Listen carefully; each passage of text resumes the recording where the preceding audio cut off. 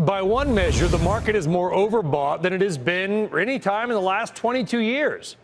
But could this actually be a bullish sign? Take a look at this. This is the S&P and its 14-month RSI, relative strength indicator.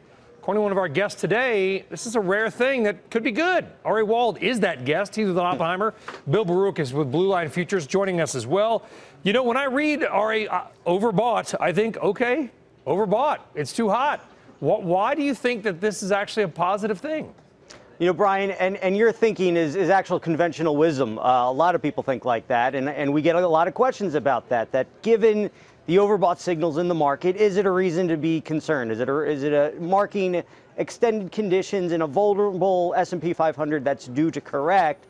History would suggest otherwise. Now, take for instance this 14-month RSI, which hit the 87 level for the first time in 22 years since the mid-1990s, and it doesn't get that high very often, only about 1% of the time since 1930.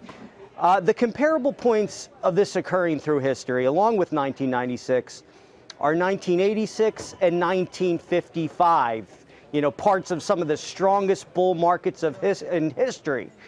If you look back at those prior periods, there's really two key takeaways.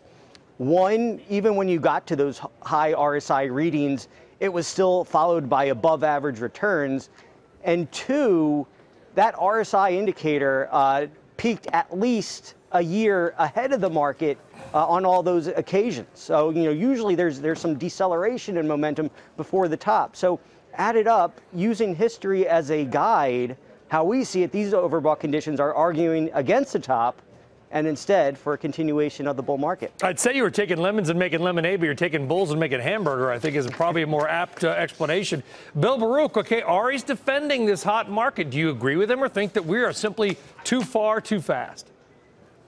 I do agree with him. Momentum is strong. The earnings are good. The global growth is there.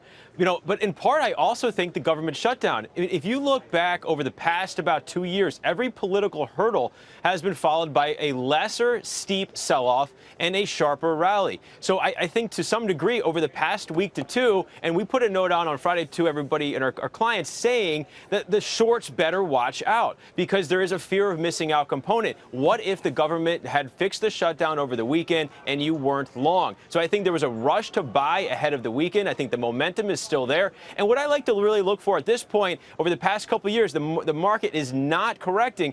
The question is, where's the next 1 to 2%? And I believe the next 1 to 2% is higher. I'm targeting 28.47 in the S&P. 28.47 on the S&P. So a little upside, not a whole. That's not exactly the boldest call, Bill. It is not. It is not. But I think from there, you got to look at where the technicals lead you from there. And I think ultimately we could be heading higher. We would.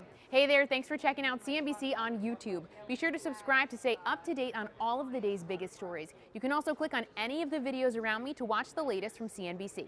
Thanks for watching.